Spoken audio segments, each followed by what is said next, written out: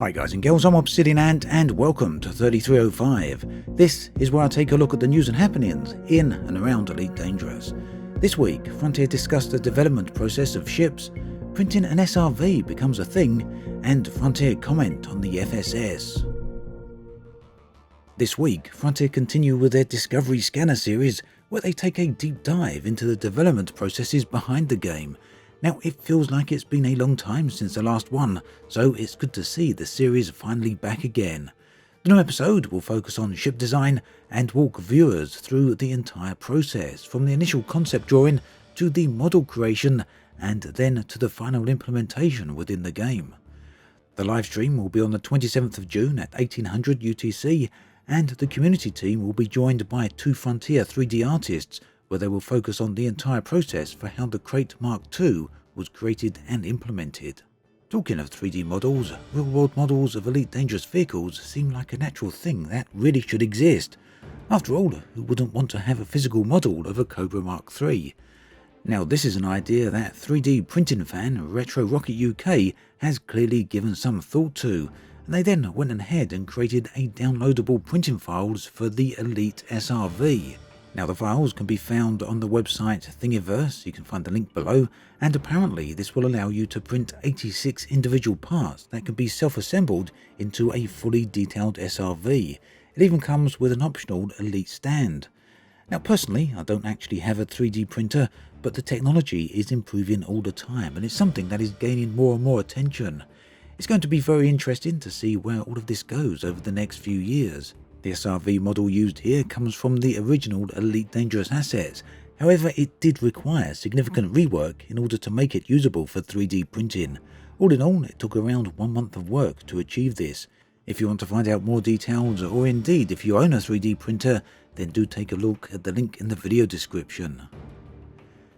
Exploration has always been a big part of Elite Dangerous, and it got a pretty large overhaul with Chapter 4 at the end of last year. However, not everyone was happy with the changes introduced, namely the FSS, or the Full Spectrum Scanner.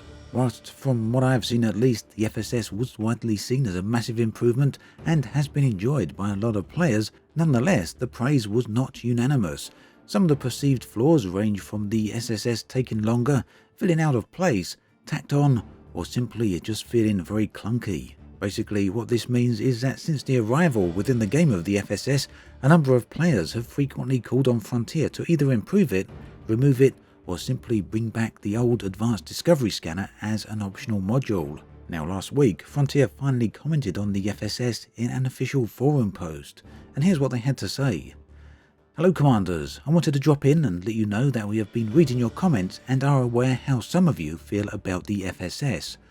When first designing the FSS, we wanted to ensure that it was engaging for as many different player types as possible, but also understood that it would not be possible to design a system that would work for everyone. Before the FSS was implemented, we also collected feedback from discussions on the forums and the beta. Today, in its current iteration, we're happy with how the FSS operates and feel that reinstating the ADS would be detrimental to the experience of exploration as it is now. At the current time, we won't be making changes to the core of the FSS. Whilst we understand that this may be disappointing for some of you, we would like to thank you for taking the time to share your thoughts and feedback with us.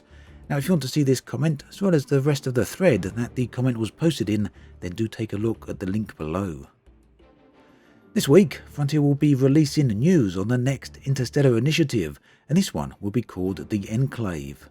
The previous Interstellar initiative focused on the Guardians, Guardian tech, and introduced a new weapon into the game.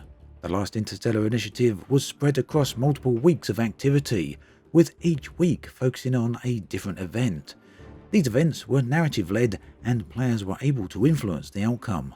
The main bulk of the gameplay focused on players getting involved in various sets of community goals, which were tied together by the aforementioned narrative, and this narrative was largely presented in the form of text directing players to specific locations or objectives, as well as filling them in on what was going on in the background. Now, whilst there's no details just yet on the new Interstellar initiative or what form it will take, it seems very likely that the Enclave will follow the same format as the previous initiative. That then brings us to an end of this episode of 3305. As always, thanks for watching. and I'll catch you guys and girls next time.